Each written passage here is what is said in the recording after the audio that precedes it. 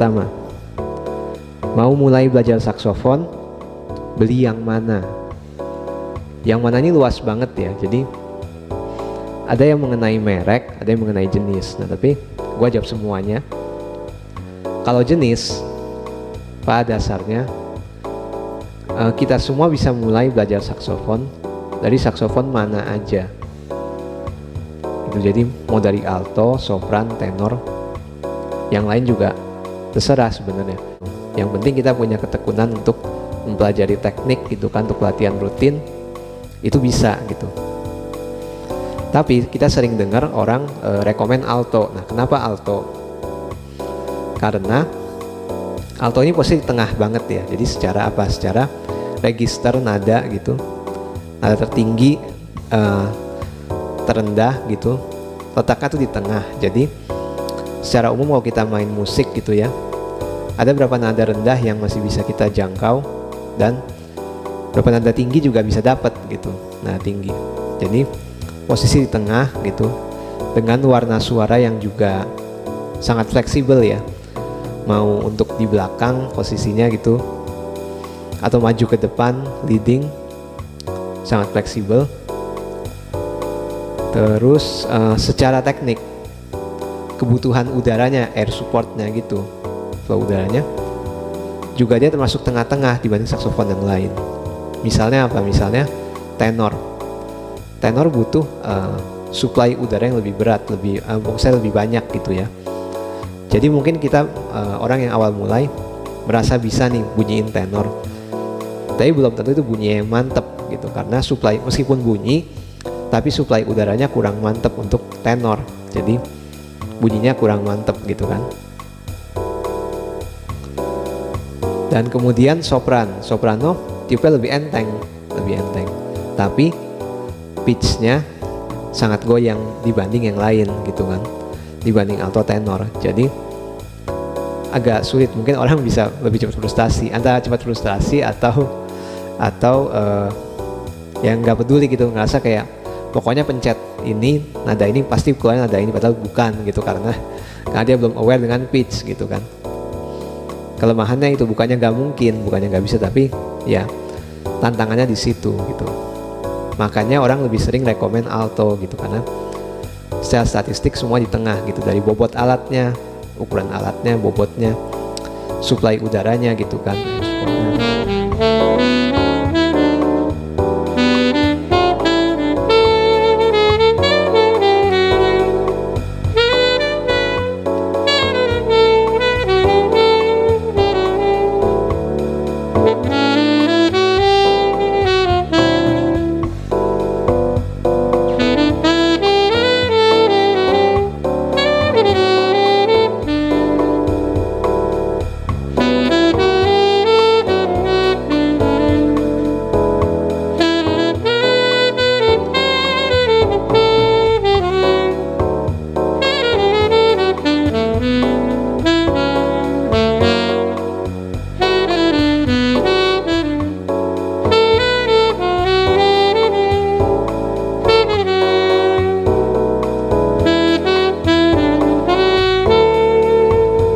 Makanya gue pun mungkin rekomen alto, tapi kalau teman-teman yang mau belajar misalnya tapi udah terlanjur beli yang lain, terlanjur punya sopran, terlanjur beli tenor, nggak apa-apa gitu. Gue juga bisa misalnya ngajarin mulai dari apa yang ada gitu. Untuk merek sih banyak banget ya, jadi sekarang pilihan banyak banget, mau merek Cina yang baru atau merek USA yang second gitu kan, vintage. Pada saya semuanya yang penting adalah kondisinya sehat atau enggak gitu, mau murah mau mahal. Jadi kalau dibilang harus dites atau dicek dulu memang penting sih. Tapi di saat-saat pandemi ini gimana, corona nih, pengen beli saksofon tapi sangat sulit untuk ketemuan, sangat sulit untuk ngecek langsung gitu kan. Menurut gua sih ya ada satu faktor, kita mesti pilih penjual yang bisa dipercaya gitu dari track record ya. Kita minta foto-foto dari berbagai angle dan juga minta video. Video artinya apa? Video ini sebenarnya ada pro kontranya gitu pun. Video ini maksudnya gini, adalah video sebisa mungkin dia demo memainkan alat itu. Demonya nggak mesti main semua nada dari bawah ke atas sebenarnya. Mainkan 2 lagu yang berbeda juga cukup gitu. Dan kalau bisa nih, kalau memungkinkan ya, orang tuh misalnya punya 2 saksofon atau lebih, 2 alto misalnya. Apalagi kalau dia pedagang pasti punya dong, kalau dia pedagang gitu. Nah, kita bisa suruh dia mainkan 2 alto yang berbeda gitu untuk membandingkan suaranya. Pilihannya adalah satu orang yang sama, satu player yang sama memainkan 2 saksofon yang berbeda, atau satu saksofon yang sama dimainkan 2 orang yang berbeda gitu. Itu untuk kita memiliki pembanding gitu mengenai karakter saksofon yang pengen kita beli. Ya, untuk di saat pandemi begini ya, pandemi mungkin sulit untuk yang cara kedua gitu kan. Satu alat diganti-gantian gitu kayaknya secara kesehatan ya. Karena sekarang orang mesti jaga-jaga. Dia mainkan 2 lagu, misalnya 2 penggalan lagu yang berbeda gitu. Tentu dengan range nada yang berbeda ya gitu. Itu cukup sih untuk kasih gambaran kita. Dan tentu minta ya untuk pengiriman ya packaging yang aman gitu. Gak mesti kayu sebenarnya, gak mesti packing kayu karena kalau misalnya mahal gitu ya. Tapi yang penting bagian dalamnya ketika dalam case gitu, bagian yang mesti diganjel ya diganjel dengan baik, yang mesti di cover dengan baik. Dan case-nya itu yang luar juga dibalut dengan ya busa-busa yang tebal minimal gitu, busa-busa yang tebal. Itu cukup sebenarnya. Desain saksofon yang modern sama vintage gitu untuk orang belajar enaknya gimana? Saran gua sih sebenarnya kalau kita bicara kenyamanan ya, sebaiknya modern sih. Karena apakah kebanyakan fingering chart yang di internet tuh kebanyakan gambarnya adalah fingering chart dengan desain modern gitu, desain saksofon modern. Jadi lebih gampang diikutin kalau kita pakai saksofon modern. Meskipun bedanya mungkin sedikit ya, tapi bagi yang mulai belajar awal itu berasa, beda sedikit itu berasa. Menurut gue lebih baik modern karena saksofon modern relatif desainnya antar merek pun nih. Misalnya kita bicara merek apa ya, Cina nih, merek Zefrans, merek Walker, merek apa Ostrava, itu desainnya garis besar sama gitu desain fingeringnya.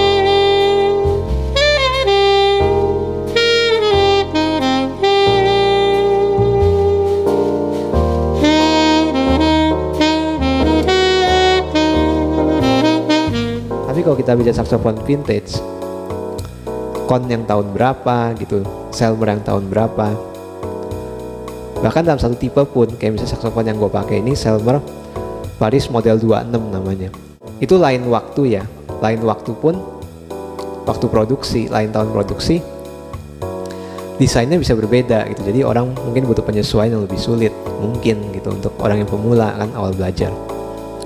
Tapi itu pun relatif sebenarnya. Kalau teman-teman telanjur punya yang vintage, itu tetap bisa untuk belajar bisa. Secara sound sih, gue sih lebih suka yang vintage sih ya. Tapi modern pun yang penting ya aman gitu. Yang penting nggak ada klep yang bocor gitu. Yang penting mekaniknya, pairnya semua aman, ya itu aman gitu. Mengenai mouthpiece untuk awal belajar. Kadang ada orang yang nanya misalnya mouthpiece untuk awal belajar tuh sebaiknya yang bagaimana gitu. Kebanyakan kan orang mencari yang ekonomis tapi cukup oke gitu. Dan banyak yang rekomen mouthpiece Yamaha, dan gue setuju. Kebanyakan orang rekomen mouthpiece Yamaha seri C, seri biasanya C itu, atau Ricoh Graftonite ya, Ricoh yang plastik gitu. Nah, kenapa ada namanya mouthpiece untuk orang belajar gitu? Karena mouthpiece ini secara umum karakternya fleksibel banget, jadi bisa untuk main klasik, bisa untuk main jazz atau pop pun bisa gitu. Tentu dengan semuanya dengan statistik yang rata-rata, ibaratnya nggak yang powerful sekali, enggak, tapi dibilang dark banget, mellow banget pun enggak gitu. Jadi ini mouthpiece yang baik untuk orang mengasah kayak aware dengan pitch gitu. Karena didesain dengan baik, dia cukup stabil, aware dengan pitch, aware dengan dinamika gitu. Dengan tip opening yang gak begitu besar, itu juga membuat orang lebih mudah belajar untuk menyesuaikan ukuran reed nantinya. Misalnya mulai dengan reed 2, nanti dia ke 2,5, ke 3 pun dengan tip opening yang kecil, yang sama itu, kecil itu mudah gitu untuk adaptasinya gitu. Sedangkan kalau kita mulai dengan tip opening yang besar gitu, 7, 8 misalnya, mungkin dengan reed nomor 2 atau setengah gitu oke, tapi ketika dia pengen coba step up ke nomor 3 gitu misalnya, kalau dia mau, itu akan langsung ngap gitu ya. Gue sendiri rekomendasikan nih, selain mouthpiece Yamaha atau Ricoh, kalau punya budget lebih, bisa juga coba, gue sangat suka ya sebenarnya, mouthpiece klasik, yang beneran klasik ya. Seperti apa? Mouthpiece Selmer S80, S90, Selmer Soloist juga masuk. Selmer apalagi banyak sih. Mouthpiece Selmer sebenarnya tuh ya mostly mouthpiece klasik, kecuali yang Super Session tuh yang paling bunglon lah ya, paling bunglon. Kenapa mouthpiece klasik? Karena mouthpiece klasik lebih gampang lagi, lebih enak lagi untuk kita atur dinamika gitu. Meskipun mungkin staccato agak lebih berat ya, staccato agak lebih berat biasanya di mouthpiece klasik, tapi bisa gitu. Di mouthpiece klasik juga bagus, tapi tentunya lebih mahal sih, agak lebih mahal daripada mouthpiece buat belajar tadi.